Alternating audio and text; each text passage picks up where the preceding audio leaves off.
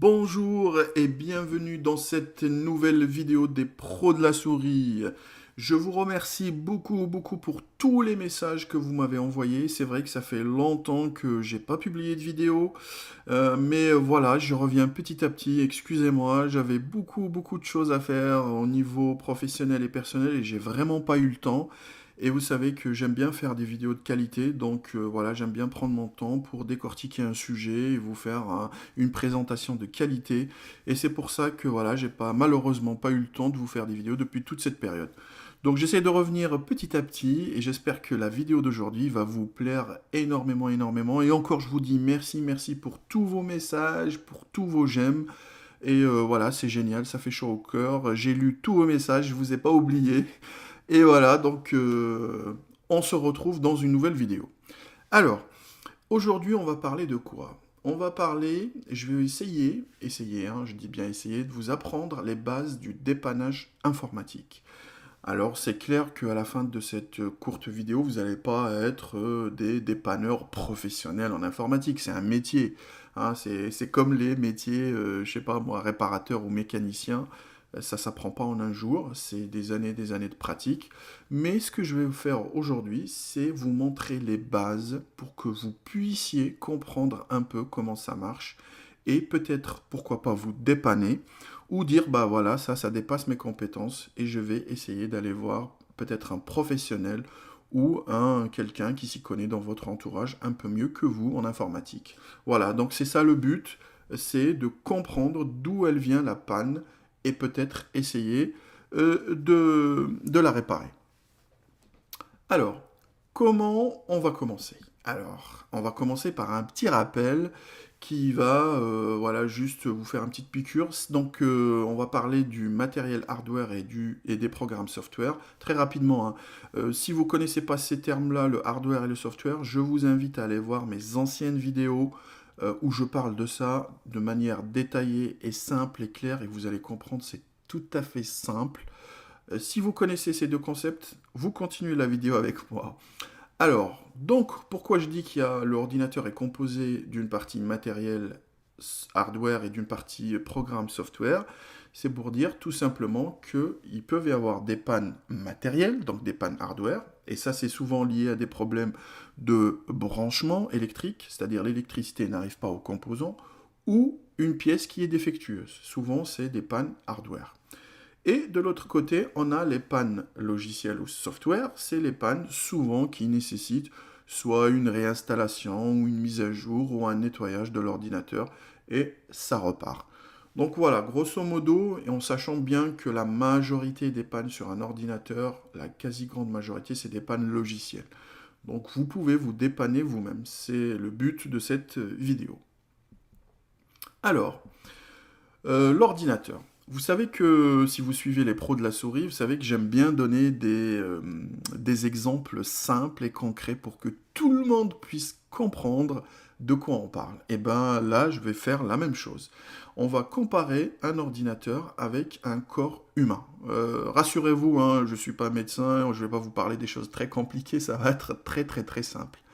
Alors, un corps humain, on va dire, hein, je caricature un petit peu bien sûr, on va dire dans le corps humain, on a un circuit sanguin. C'est vos veines, vos artères, etc., qui vont nourrir la totalité des organes de votre cœur, de votre corps, pardon. C'est l'ensemble des artères et des veines qui vont aller nourrir l'ensemble de vos organes. Ça, c'est le premier système dans le corps humain. On va dire que c'est le système sanguin et on va caricaturer. C'est un système qui va amener de l'énergie. Il va ramener de l'oxygène, des nutriments, etc. et vous débarrasser des déchets. Donc c'est un premier système qui ramène de l'énergie. On a un deuxième système, le système nerveux. C'est toutes les liaisons entre votre cerveau et le reste de votre corps. C'est fait par les nerfs et c'est un système qui va véhiculer de l'information. Je ne sais pas, moi je vous pique, c'est la douleur, hop, c'est une information. Sous l'aspect d'une pulsion électrique, c'est voilà, donc l'information elle va arriver de l'organe jusqu'au cerveau. Dans l'ordinateur, fait pareil, on va dire que voilà, il y a un système sanguin, c'est un système qui va ramener de l'énergie, Et un système nerveux, c'est un système qui va ramener de l'information. Comment ça marche concrètement? Allez, c'est très simple, hein, donc suivez avec moi, c'est super simple. Hein. Alors, premièrement, je vais faire en rouge toutes les liaisons électriques. C'est les liaisons, on va dire, entre guillemets, c'est les liaisons, comme les liaisons sanguines dans le corps humain. C'est ce qui va acheminer de l'énergie. En bleu, c'est les liaisons nerveuses, les liaisons de données. C'est tout ce qui va ramener de l'information. Et même, j'ai rajouté les liaisons électriques auxiliaires en jaune. Je vais vous l'expliquer après. Vous allez voir, c'est super simple. Alors, on va commencer. J'ai ma prise électrique. Je branche mon ordinateur sur la prise électrique et j'appuie sur le bouton ON. Qu'est-ce qui va se passer? Le premier organe qui va se mettre, on va dire, en fonctionnement, c'est l'alimentation. L'alimentation, c'est l'équivalent du cœur humain, ce qui va pomper, on va dire, l'énergie dans tout le corps. Et là, c'est l'alimentation, c'est ce qui va alimenter en électricité tous les composants de l'ordinateur. Alors, ça transforme aussi le courant alternatif en continu avec le bon voltage et ampérage pour alimenter les différentes pièces de l'ordinateur. Alors, la première partie qui sera alimentée, c'est la carte mère. Donc, la carte mère, c'est la carte où les différents composants de l'ordinateur sont branchés. Je vous invite toujours à aller voir mes anciennes vidéos où je parle des composants de l'ordinateur et j'explique ce qu'est une carte mère, un processeur, une RAM, etc. Donc, allez voir si vous avez des lacunes là-dessus. Alors, cette carte mère, elle est alimentée et elle va faire fonctionner ce qu'on appelle le BIOS. Le BIOS, c'est un petit programme de bas niveau qui va s'exécuter au tout début, qui va piloter notre carte mère et puis lancer le système d'exploitation. Donc il y a la version la plus récente du BIOS. Avant, on appelait ça le BIOS. Maintenant, on appelle ça le UEFI. Donc c'est l'interface micro-logicielle qui gère la carte mère et l'ordinateur.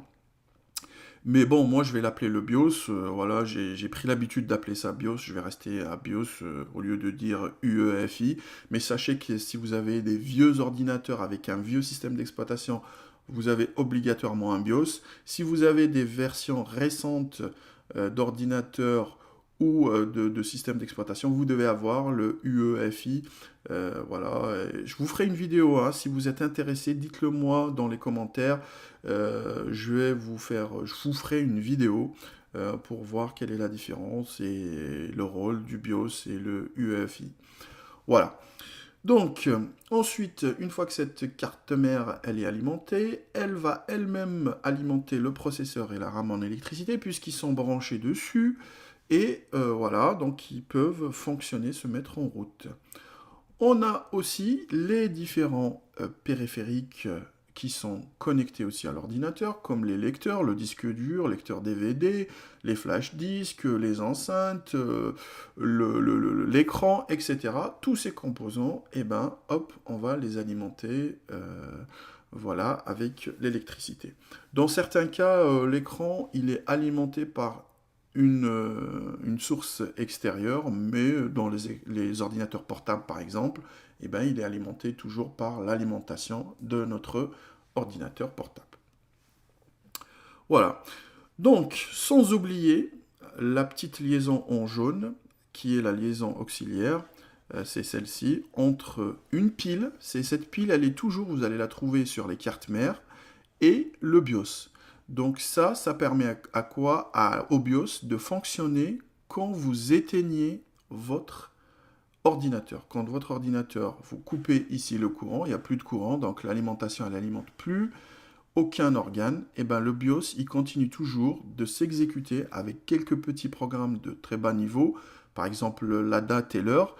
Et quand vous allumez votre ordinateur, eh ben, vous avez la bonne date et la bonne heure, même si l'ordinateur est resté éteint pendant une longue période. D'ailleurs, des fois, quand la pile là, elle est vide, elle est complètement vide, elle ne marche plus, eh ben, vous avez des problèmes lors du démarrage de l'ordinateur. Ça, c'était le premier circuit, c'est les liaisons électriques. C'est ce qu'on a donné comme exemple, le système sanguin. C'est ce qui va ramener de l'énergie à tous les organes de l'ordinateur.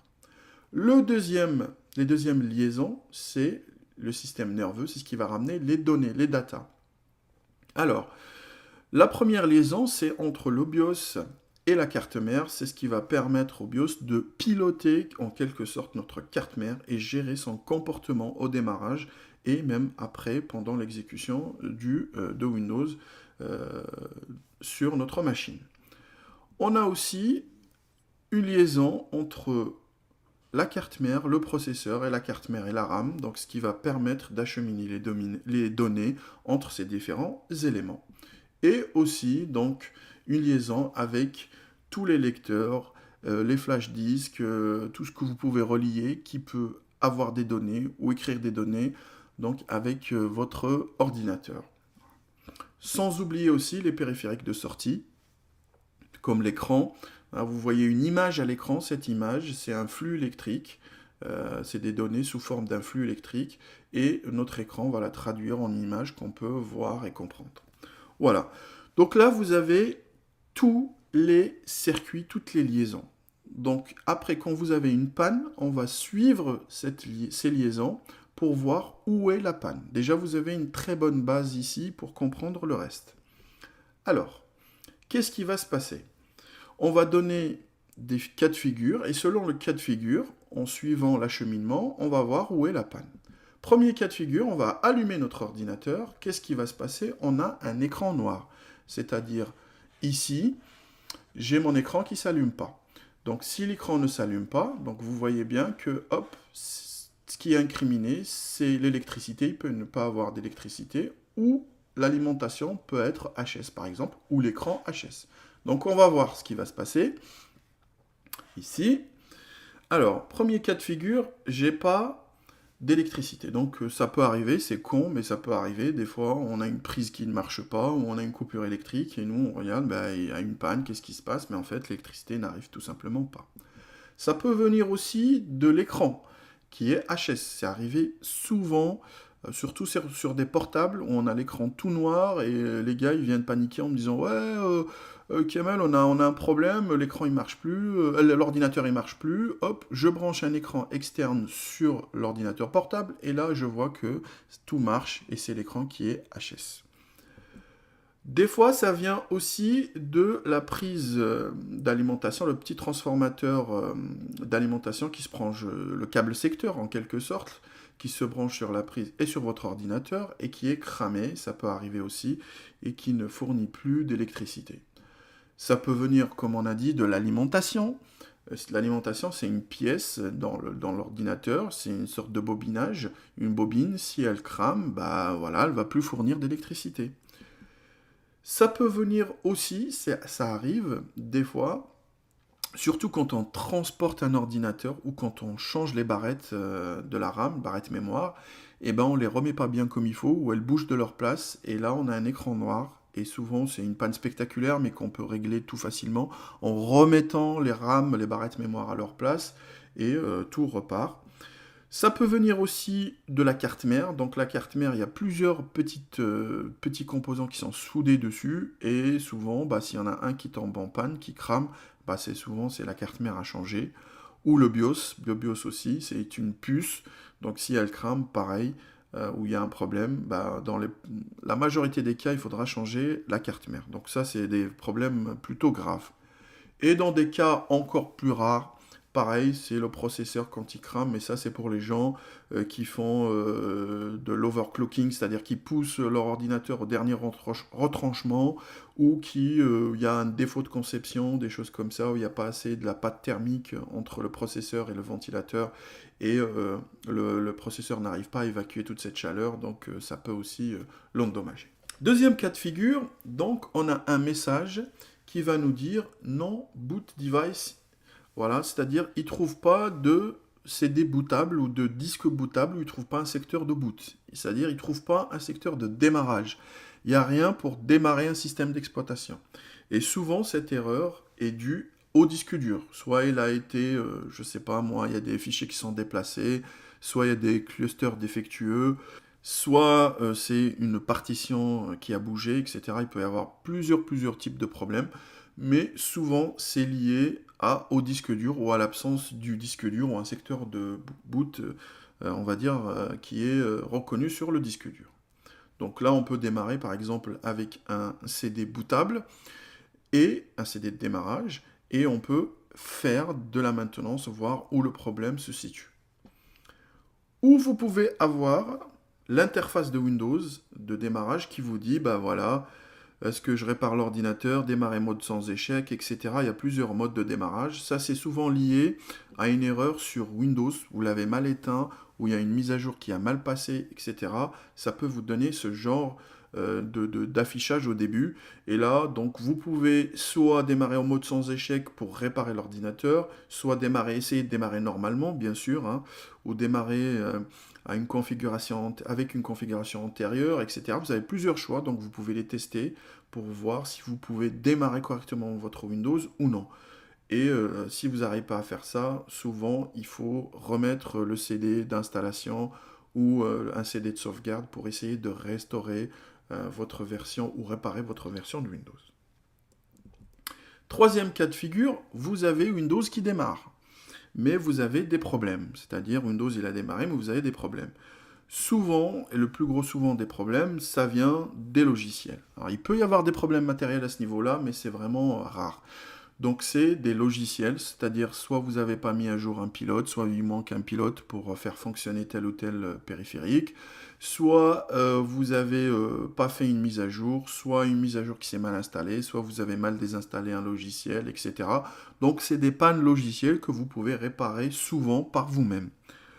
Et dans certains cas, ça peut venir aussi de logiciels malveillants, hein, comme les virus. Donc voilà, souvent il faut faire un nettoyage, essayer de nettoyer avant que ces virus ou ces logiciels publicitaires, hein, il y a plusieurs types de logiciels malveillants, faire plusieurs nettoyages pour essayer d'enlever toutes ces cochonneries et avoir un système le plus sain et le plus, on va dire, rapide possible. Voilà, donc je vous ai donné ça, je ne vais pas m'attarder très lentement dessus, je vous ai donné 3 cas de figure, c'est les 3 cas de figure qui vont revenir le plus souvent, et selon le cas de figure, vous pouvez avoir une idée d'où est l'origine de votre panne, et peut-être essayer de vous dépanner vous-même sans appeler personne. Donc voilà. Ou sinon vous dites, bah ça j'y maîtrise pas, je connais pas, il faudrait que j'aille voir un professionnel ou que j'aille voir quelqu'un de proche de ma famille ou un ami qui peut me dépanner sur ce problème. J'espère que cette vidéo vous a plu. Si vous avez des questions, donc vous les posez, j'espère bien que vous allez me les poser sur le site pro-souris.fr. Là, moi, je reçois un mail et c'est plus pratique et plus simple pour moi pour suivre et pour vous répondre le plus rapidement possible parce qu'il y en a souvent, il y a beaucoup de personnes qui m'écrivent soit sur Facebook, sur la page Les Pros de la Souris de Facebook ou sur le YouTube directement. Et c'est vrai que voilà, pour répondre sur les deux plateformes, il faudrait y être et j'y suis pas souvent. Mais par contre, si vous m'écrivez sur le site pro-souris.fr, vous allez sur la vidéo et là vous me laissez le message et normalement je vous réponds sans souci. Donc comme je disais, j'espère que cette vidéo vous a plu et puis j'espère qu'on va se retrouver très rapidement et très prochainement dans une nouvelle vidéo des Pros de la Souris. Allez, ciao ciao.